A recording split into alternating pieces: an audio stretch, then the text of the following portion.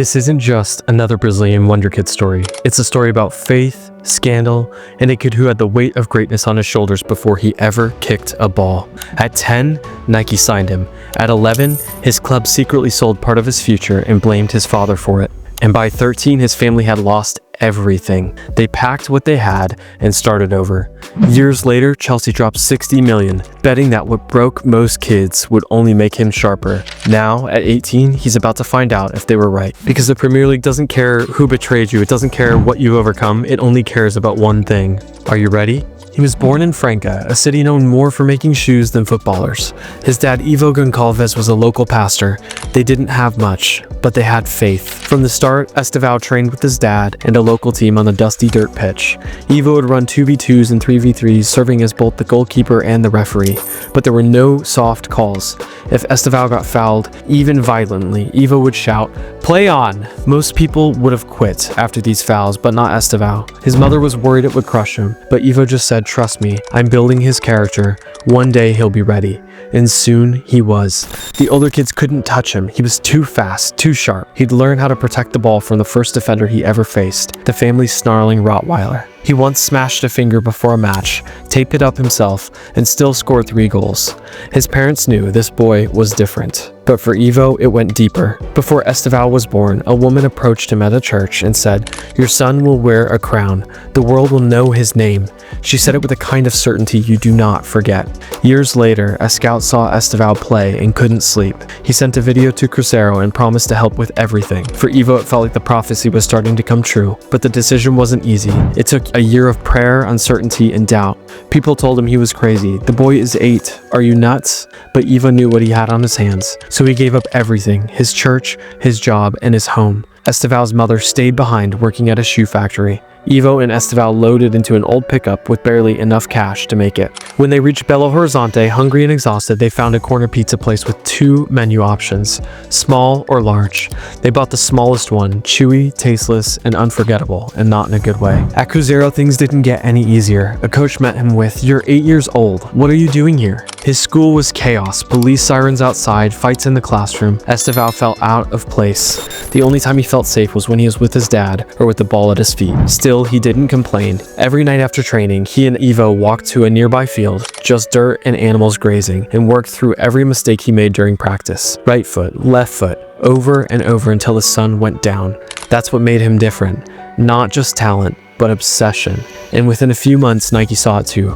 After lighting up the Go Cup, he became one of the most talked about kids in Brazil. Nike made him their youngest Brazilian signing ever. Younger than Neymar, younger than Rodrigo. But at home, the rules stayed the same. School came first, no showboating, and every new pair of boots, a tithe back to God. Just when everything seemed to finally be falling into place, it came undone. In 2018, when Estevao was just 11, Cruzeiro's directors quietly and illegally sold 20% of his future transfer rights to a third-party investor. It broke FIFA regulations, it broke Brazilian child protection laws, and it broke the trust of a family who had given up everything for the dream. 2 years later, the deal surfaced in the national press and exploded into a full-blown federal investigation. Turns out it wasn't just Estevao. The club was drowning in debt, and shady deals like this were part of something bigger. But somehow the paperwork included Pastor Ivo's name, putting the father who gave up everything under suspicion of being in on a scam. Some said he signed it, others believed his name was used without permission. Nobody really knew. And Cruzeiro, they didn't say a word.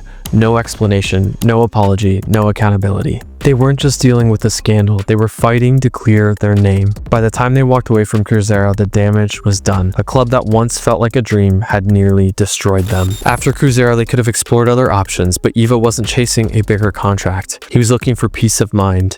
They chose Palmeiras, not for prestige, but for protection. After the trauma at Cruzeiro, the family needed stability. Palmeiras offered it. Structure, a clear development pathway, and most of all, patience. It's a club that knows how to guide talent. Gabriel Jesus, Endrick, and now Estevao. Estevao joined their academy and stayed under the radar for just a while, but coaches quickly noticed he wasn't just good. He was unusual, elegant but efficient, creative but mature.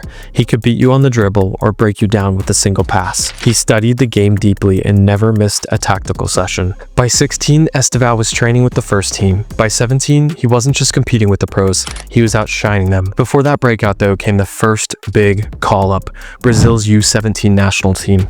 He found out in the schoolyard completely unaware until a staffer called to congratulate him. When he saw his name on the squad list, he sprinted out of school like a cartoon character and immediately called his parents. They cried, they prayed. It was a moment that the dream felt real. Soon after, Palmeiras called him up to the senior squad. He arrived nervous but determined. Manager Abel Ferreira played him out wide and taught him how to press, defend, and suffer for the team. That's when Estevao began to feel like a complete player. And then came the call up to Brazil's senior national team. He was sitting with his parents on the couch when his name came across the screen. They hugged in disbelief and quietly overwhelmed by the moment. He walked into the dressing room and saw Vinicius Jr., Rodrigo, and Endrick, players who used to watch on TV, and then came Neymar, his idol. He remembers hugging him. The moment felt surreal, finally standing next to the player he'd idolized for years. He made his debut against Ecuador, coming on for the final 30 minutes, and then he got a few more minutes against Paraguay. Those moments with the national team gave him a taste of what it meant to compete at the highest level, and reminded him of what it would take to stay there. Back at Palmeiras, he had a breakout match against Botafogo. He drifted in from the right flank, danced past defenders, paused just long enough to freeze the keeper, and then chipped the ball over him with delicate precision. It wasn't just a goal, it was a message. That clip went viral overnight, but just a few months earlier he had missed a penalty in a derby match. Crushed, he sat in the shower trying to hold back tears until the phone lit up with a message from Neymar. "You'll miss many more. What matters is how you react." Estevao printed it out and taped it above his bed. That year he racked up more goal involvements in the Brazil top flight than Neymar did at the same age. And it wasn't just the numbers, it was the feel. When Estevao got the ball, crowds leaned forward. They knew something was coming. So what kind of player is he? He plays off the right, cuts it on his left, and sees gaps others don't. He's incredibly sharp in tight spaces. He has that rare pause in his game, the ability to slow things down in the box, make defenders commit, and then punish them. What sets him apart is the blend. Street flair from his early days on the dirt pitch with his father, tactical discipline from Palmeiras, and a temperament molded by hardship. He tracks back, he presses, and he listens. Coaches say he processes instruction faster than most 20-year-olds. He makes others better. Off the pitch, he carries himself with quiet respect. He says yes sir and no sir to coaches and staff. He thanks the kit man by name. Grounded, humble, the kind of player teammates want to fight for. By now the big guns were circling. Barcelona, PSG, Man City,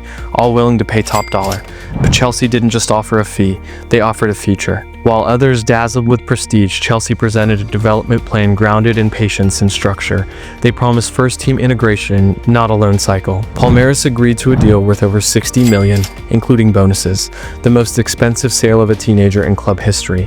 But for the family, the decision was about fit, not fortune. A boy from Franca, a city known more for shoes than football, raised in a church, sharpened on dirt pitches, and toughened by Rottweilers and broken systems. Estevão Willian has never had it easy, and he never wanted it easy. He's fought through noise and scandal with the same quiet drive that made him practice until sunset, with cows grazing beside him. He's no stranger to hardship, no stranger to sacrifice, but Stamford Bridge is a different kind of challenge.